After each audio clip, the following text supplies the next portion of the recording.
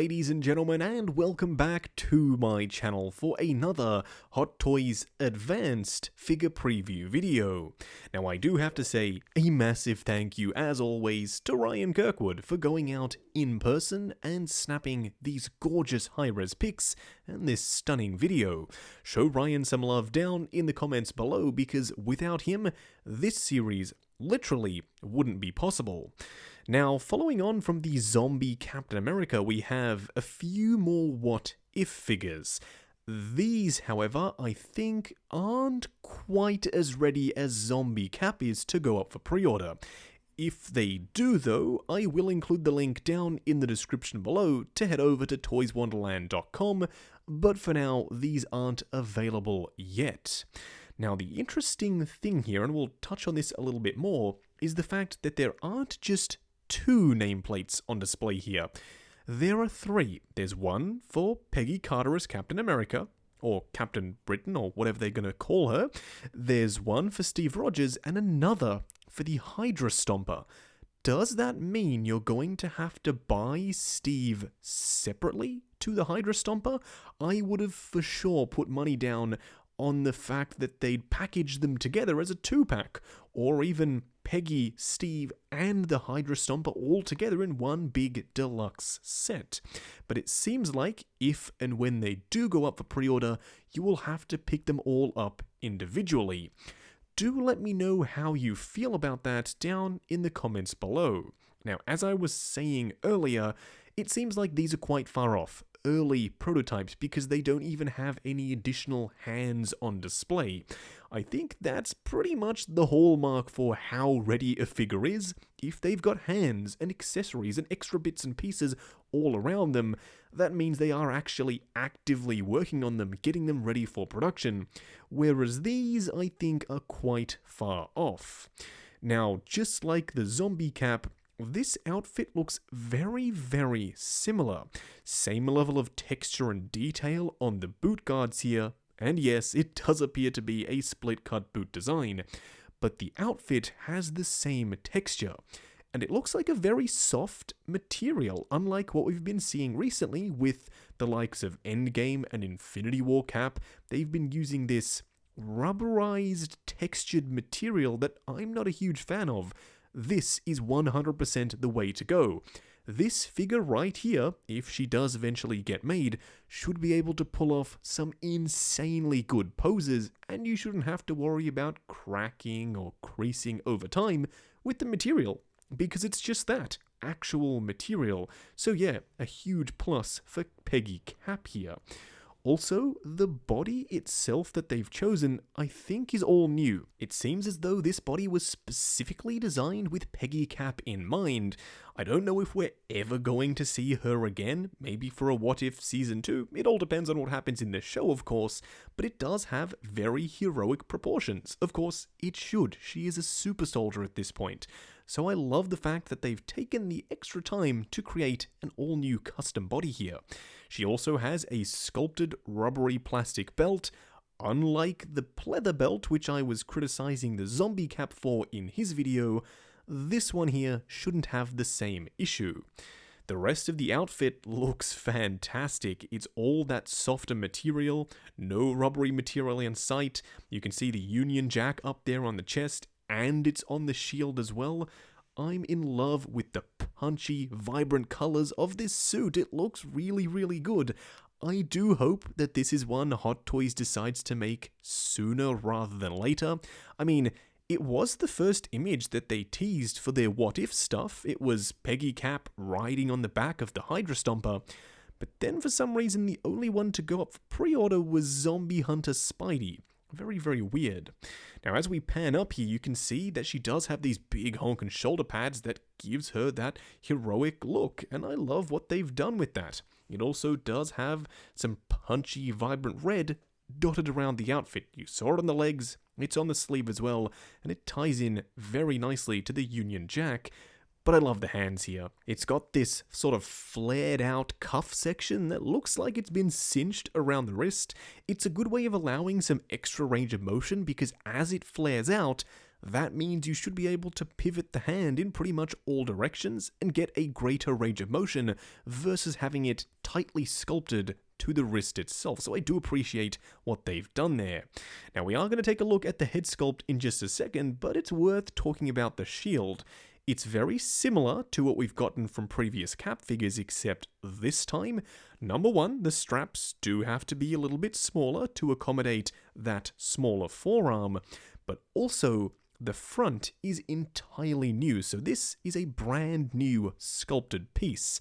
I don't think Hot Toys have done a new shield in a while, but as you can see, we do have a Union Jack on the front, which I love. The color scheme is on point, it looks suitably metallic, there's no weathering at all, but seeing as it's based off an animated series, I think that works to its advantage. It looks like it should.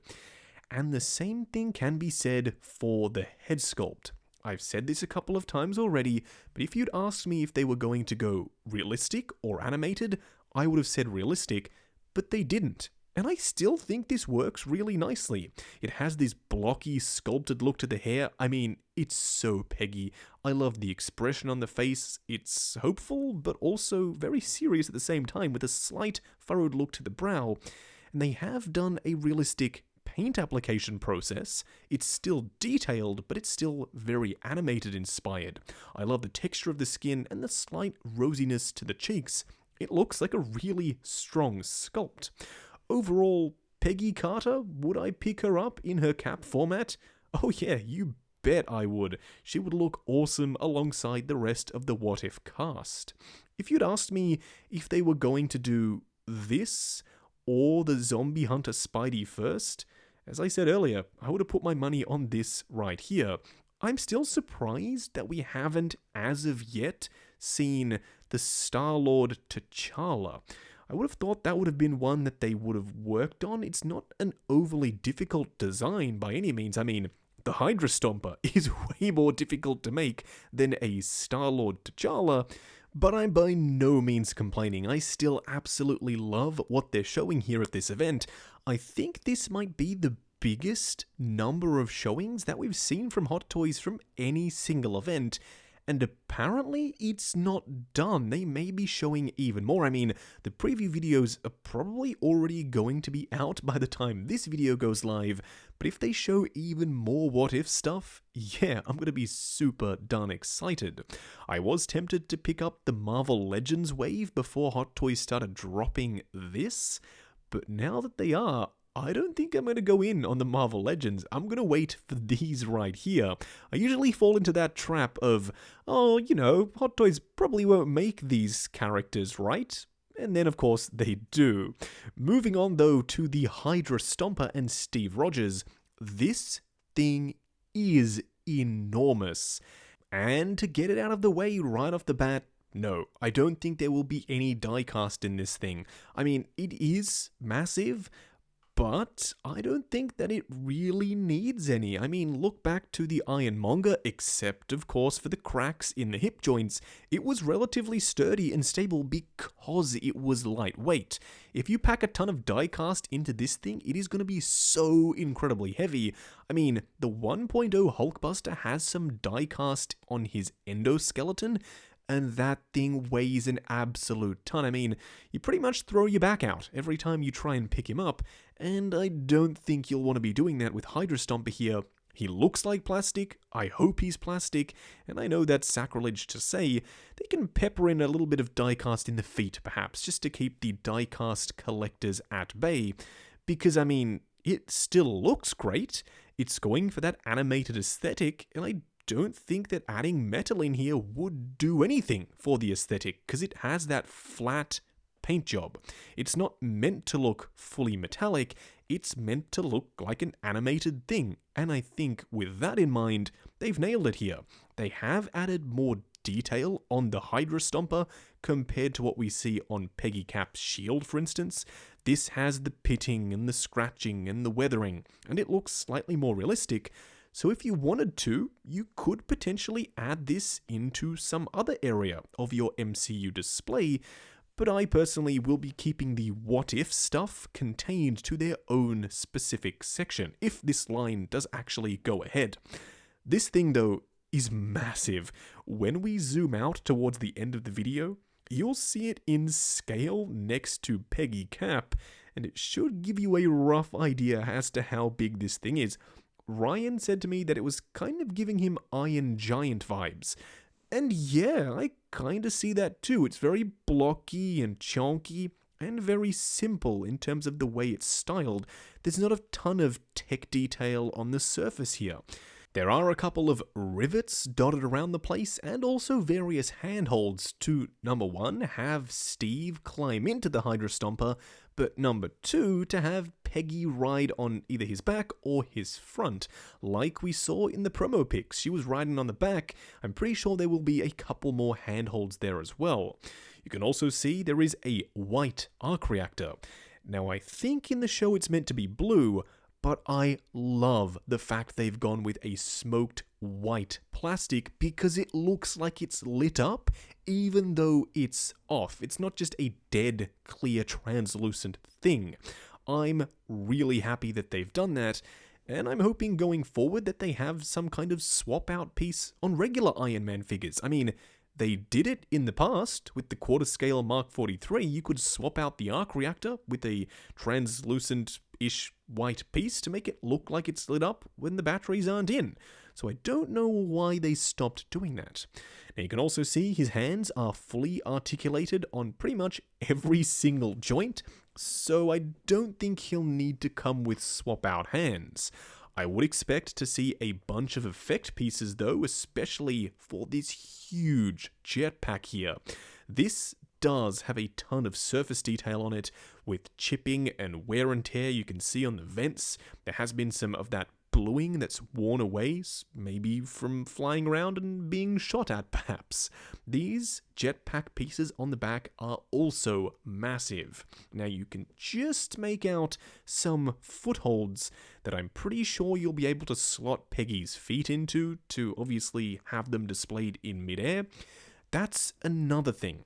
If this was in fact made of diecast and you wanted to have this thing with Peggy on its back and Steve on the inside, and then have it flying, you'd need a pretty hefty display base arm to hold that up there, so I don't think that we'll be seeing any metal in here. They've also done the white eyes for the helmet. I love the fact that it kind of looks reminiscent of the old retro version of the Mark 1 Iron Man suit. He's got the single antenna and that sort of grill for the mouth, the big honkin' eyes. I really love what they've done here. And the panel, of course, does flip up. I wouldn't be surprised if you can store your full Steve Rogers inside the Hydra Stomper. I probably will have him displayed separately though, just because I don't like hiding figures away inside another figure I'd rather display too. You can also see he does have this big honkin' gun attached to one of his gauntlets here.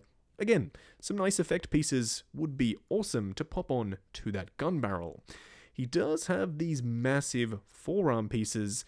Maybe there will be interchangeable weapons. We haven't seen the show yet. It's just me literally speculating wildly, but I wouldn't be surprised if we saw that.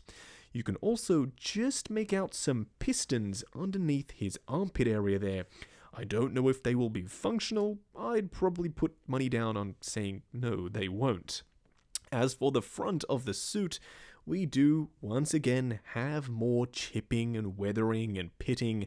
It looks incredibly realistic, but still very animated at the same time. I am tempted to maybe pick up two of these and do a silver repaint and see what that looks like as either an comic version of Ironmonger or a Mark 1 Iron Man. It could potentially be slightly too big for him, of course, but there is a lot of potential here in the modding community. Do let me know what you think of the Hydra Stomper so far though down in the comments below. Now of course, what would the Hydra Stomp be without its pilot, aka Steve Rogers? This is the skinny Steve.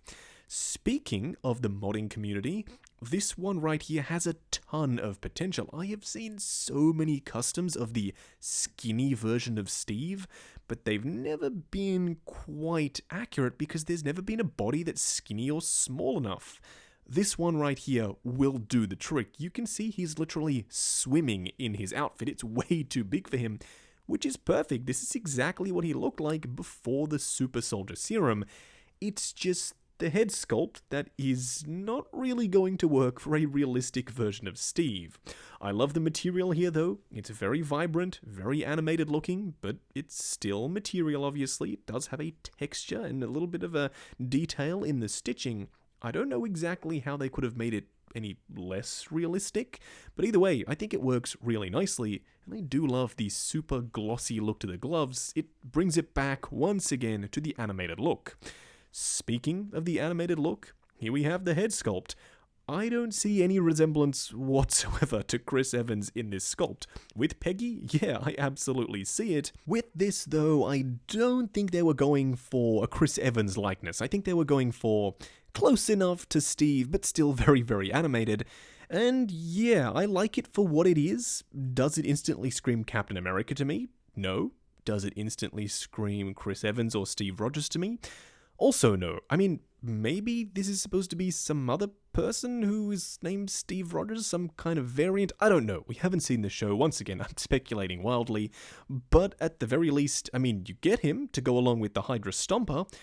I'm more excited about Peggy and the Hydra Stomper than this Steve Rogers Cap figure here. But I know a lot of people will want him, as I said, for the customization potential to make a skinny version of Steve.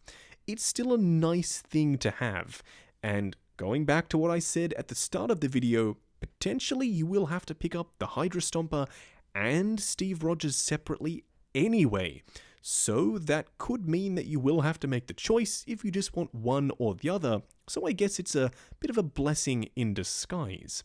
Either way, zooming out, you can see how big this thing really is. It's enormous, very imposing, and very impressive. Do let me know what you've thought of all three of these figures down in the comments below, and if and when they do go up for pre-order, we'll do another brand new preview video and pop the link in this one as well to Toys Wonderland, where hopefully you'll be able to pre-order them. Check out the link while you're down there to 6 Scale Network, the awesome Facebook group. Come along, chat figures, share photos of your collection, and of course, see what's coming up next on the channel. Like, comment, and subscribe, and we'll catch you in the next video.